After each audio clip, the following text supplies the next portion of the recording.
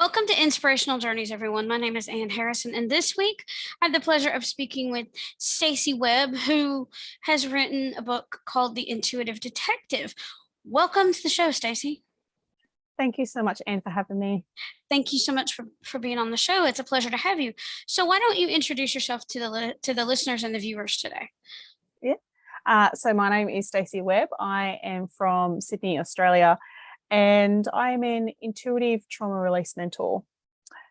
And that pretty much had come about in my life from wanting to serve people and being a creator and space holder, and following my intuition, which led me to be in the police force for over 15 years, and now loving to continue that service in a different way, with helping people with their fear and trauma. And as a result of that, I wrote a book, and just allowing the journey of that book coming out into life, being birthed into the world only a couple of months ago, and just loving it. Absolutely love it. It was a very interesting story too, because you talked about your life story and the traumas you faced, but what inspired you to be a writer, and if that's the appropriate question here? I always felt within myself that I was a writer. I used to write all the time when I was younger. I used to write stories, I used to journal, I used to do a lot. And when I soon after I joined the police force, I stopped. And it's only on reflection when I started writing this book, it's sort of, why did I stop? Why did not continue doing what I love?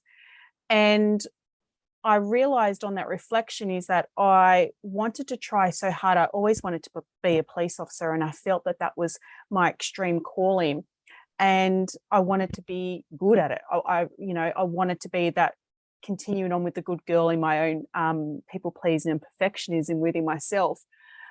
And in my service of being a police officer, I'm constantly writing in my notebook, and constantly doing a lot of that, where it kind of then felt like I was writing to protect myself from, future complaints, or if anything went back that turned on me.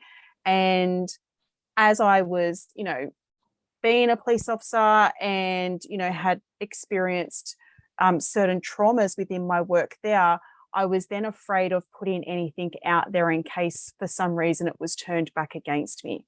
And it wasn't until actually facing my own fears and traumas in doing that I realized that I was holding myself back in fear if it was going to be turned against me, when really I needed to let that more out. So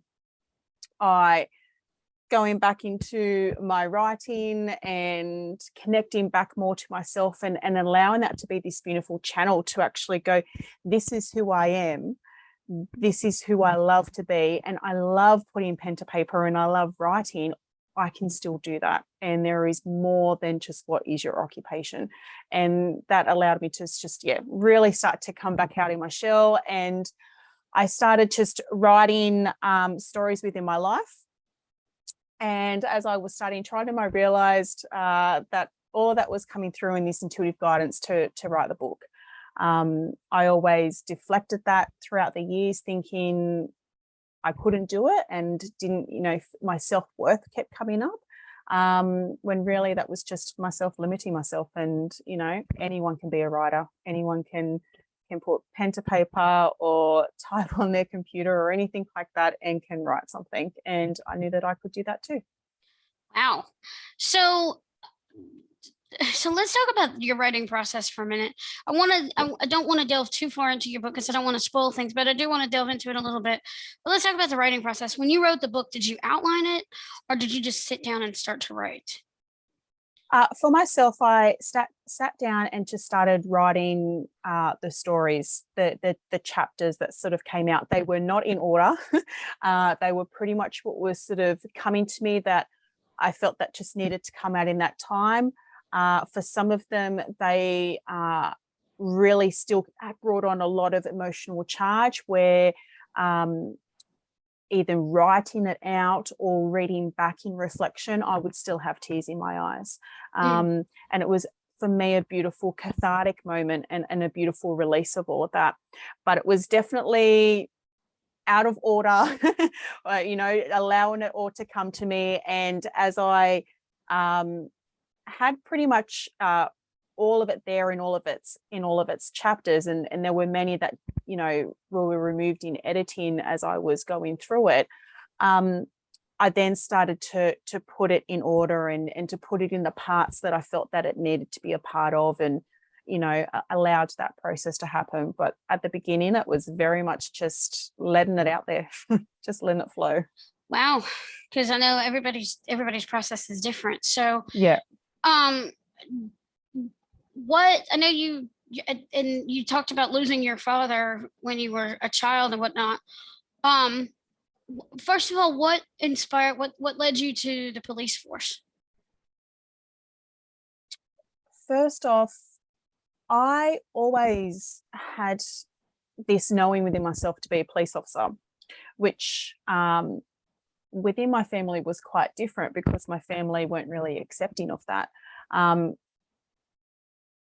And it wasn't then me wanting to continue it because I didn't have their acceptance, because growing up, I was very much the people pleaser. And this was the very big significant thing that was always different to what my family wanted.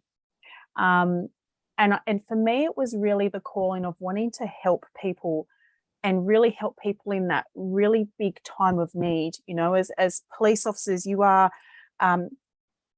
with the community when they're either in fear of something that's happened in the past or in fear of what can happen in the future.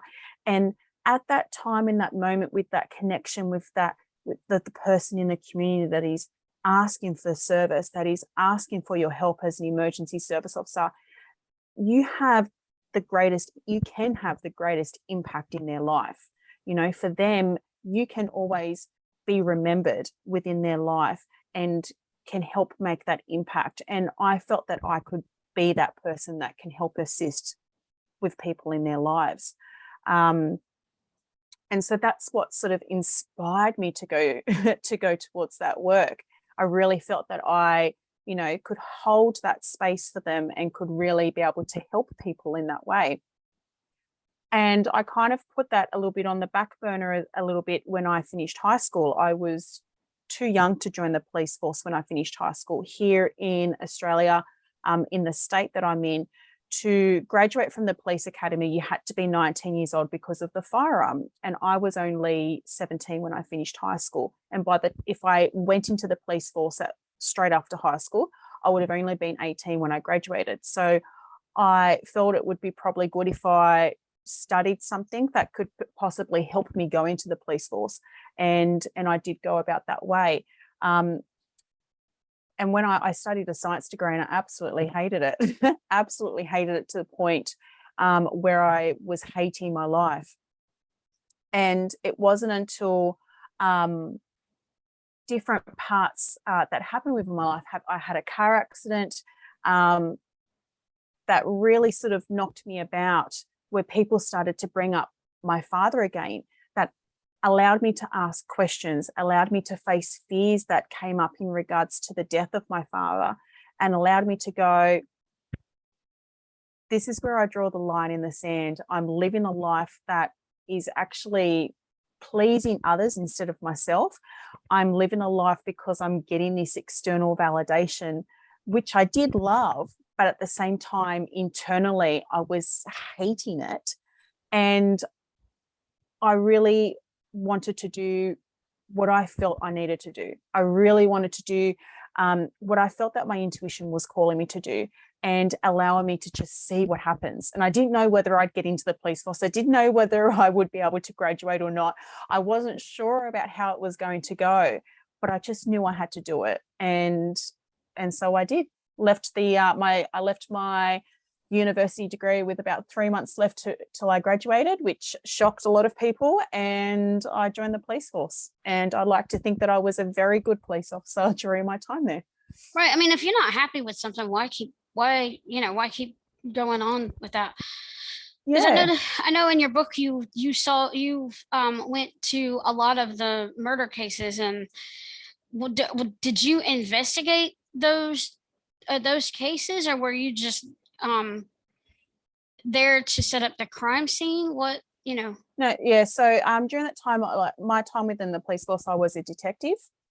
So where we investigate serious crime. And so, yes, predominantly I specialized in investigating coronial matters, which would be homicides, as well as unnatural deaths that would, or, deaths that would still need to be investigated by the coroner, regardless of a criminal aspect behind them, as well as sexual assault investigations. So I mainly specialized in those two and did investigate those. So the stories that I wrote in my book are ones that I did take part in the investigation, or was a lead investigator in. So how did you switch from detective to helping people, through fear and trauma? Well, I guess, as I said, I mainly specialized in coronial matters and sexual assaults. And so when you're having to take statements from people who, are either having to speak about their grief and loss and the circumstances possibly around the death of a loved one, that I'd need for either a criminal investigation or a coronial investigation, as well as someone who has been sexually assaulted, which in terms, are re-traumatizing them. I really wanted to learn more about how I could better serve them whilst I'm taking their statements. I wanted to ensure that I was taking their statements in the greatest way possible without trying to extremely re-traumatize them. For some people, they were very happy to say their story, and for other people, it was extremely traumatic for them. And I wanted to be able to ensure that I was able to still assist him in that way. And so that led me leading into studying about the nervous system and, how our nervous system are in different states of trauma. So I could better, that I thought I could better accommodate them, which then led into leading more about the different tools that we could use, within ourselves, such as breathwork, such as emotional freedom techniques, which is otherwise known as tapping, different ways with working with somatics and embodiment, and knowing that at different times that we could actually incorporate this in our lives, that I could help incorporate those type of tools whilst I was getting their statements, and throughout that would not only assist them, but also allow me to obtain the most and best information from their memory recall, which would also help assist me in the investigation. And as that sort of went, I realized that obviously it was also helping myself. My service is my medicine. I'm helping them, but it's also helping me. I was then starting to help my colleagues that would come forward and speak to me about traumas that they were experiencing whilst being a police officer, and teaching them the tools, which really just led me to expand that and just also do that as a part of my service. And so I set up my business and just now help people with their fear and trauma as well. Wow. Okay. So why do you call yourself the intuitive detective? I'm curious.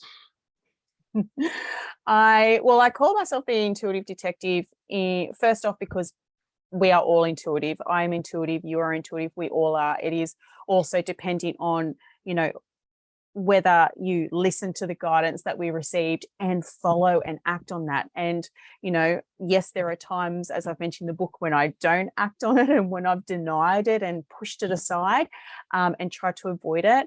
But as I'm sort of allowing that channel to open, that I can, really allow the information to come through and strengthen in its frequency. And I add in the detective because, yes, I have been trained as a detective, but also allowing us to actually know that we can also be the detectives in our own healing journey, that we can actually incorporate that within ourselves. And that is me, but that is everyone. The way I think about it, and I know everybody has different belief systems, but because I am a Christian, from the Christian perspective, for me, it would be the voice of the Holy Spirit guiding me, into the work that I do. And like I said, even though this is a faith-based podcast, everybody has different belief systems, and you have to know deep down in your heart what your calling is. Yeah. You do. So, what tips or takeaways would you like to leave the viewers and listeners with today? Well, one of the biggest tips that I'd like to sort of say is to always remember to coming back to your breath, that your breath is so, that people underrate our breath so much, and that is able to assist you when you are in those flight or fight stages, or also in your freeze or fawn stages. That if anything becomes overwhelming, if anything becomes extreme sadness, or feeling like you need to detach away from life because it becomes too hard, that we always know that we can come back to our breath. That is the first thing. Once you're able to attune back to your breath, you can hopefully be able to then start to regulate your own nervous system. So then you're able to be able to respond to things that are surrounding you rather than a reaction. That is always going to be my biggest takeaway from everything. Oh, okay. So, are you working on any other writing projects?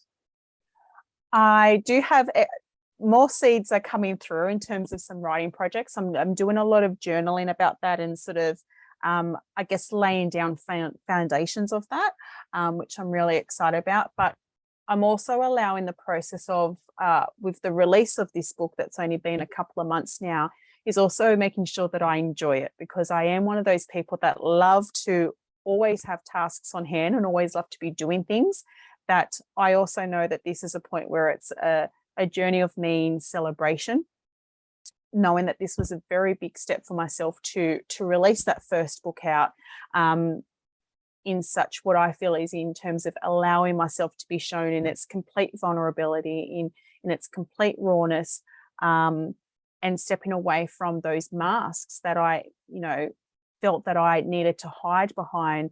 For me, when I was being a police officer and, wearing a uniform, or, wearing a suit when I became a detective, and feeling like I had this extra protection if something was to happen, to allow that to be away and just showing myself as unapologetic me. And I know I need to celebrate that. So I'm enjoying the birth of that, enjoying the birth of the book out, and just anything that comes to mind of what's coming up with the next book is just writing it down so I don't forget, and knowing that it's something for me to come back to, because I need to write it down, otherwise I forget. I can't say, I'll say to myself, I will remember this, but I'm not going to remember all of it, and then I know I'll get frustrated with myself. So I've got my my notepads are all out, and that are dedicated to the book, so to speak, for the next book.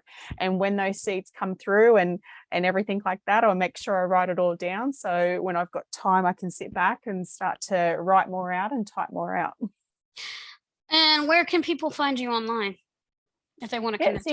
So you can find me online. I'm mainly predominantly on Instagram. If people are on that type of social media, you can follow me at _ Stacy Webb.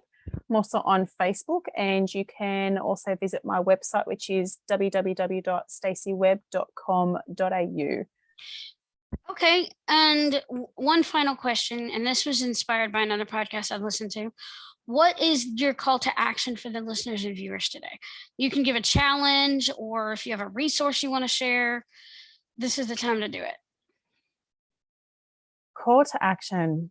Well, I did speak about breathing before, and it's always good to go, yes, make sure we breathe. But the call to action would be, if you feel comfortable to do it right now, with the listeners who are there, is to, if you feel comfortable, I invite you to close your eyes or just lower your gaze, and just to bring that awareness to your breath right now, not changing it, and just taking notice of your breath. Just taking notice of how you are inhaling, whether that is through the nose or mouth, and how you're exhaling. There's no right or wrong, and it's just bringing that awareness to it. That'll be my first call of action, is always bringing that awareness to your breath. And then, if you are able to, allowing your breath to soften. And so to soften in is to allow that inhale to be a little bit slower, and allow the exhale to be a little bit slower. And continue in that for however long that you feel comfortable for. And then whenever you are ready, you can open your eyes. That would be my first call of action to the listeners today. Wow. You know what this sounds like? I'm visually impaired, so I go to the American Council of the Blind has community calls. And on Mondays and Wednesdays, Leslie Spoon, she does the easy chair yoga on Mondays, and then on Wednesdays we do yoga on the ball. And it sounds like right at the end of a session, this is the Shavasana. It's part of the Shavasana we do. So yeah, we had a short Shavasana here today. Yeah. And that's what I mean. Like, it's always to is go, okay, make sure you bring awareness to your breath. But if we had that bit of moment, that would be my call to action, is if you're listening and you're able to do that breath, and just to again just to realize and understand and bring an awareness to the breath, then there's so much more that we can do. Well, thank you so much for being on the show today, Stacy. And we challenge you today to go out there and read to get inspired, write something inspiring, and share your creation with the world. For when you've touched one life, you've touched thousands.